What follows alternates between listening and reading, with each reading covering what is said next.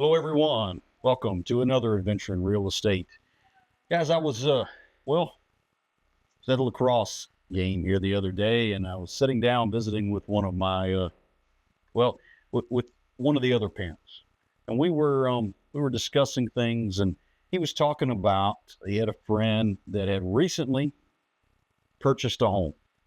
And the friend was talking about the mortgage rate and what actual mortgage rate, interest rate that he had received. And that got him to thinking, and he was thinking, well, maybe I'd either refinance or maybe potentially look at. So he went to have a conversation with his lender about his mortgage rate. And guess what? He was frustrated. He was disappointed. Um, the quote he got was nowhere near what his friend had received. And guys, you need to be careful when you're having these conversations, whether it's at the coffee shop or at the ball game. Um, you really got to be careful, because I'll give you three things that could have a huge impact on your mortgage rate, what interest rate you get quoted, and that is your credit score. Guys, keeping your credit score in good order, there is no substitute for that. But then you get into loan type. There are all these different loan types out there that really make a difference in, when you get quoted an interest rate.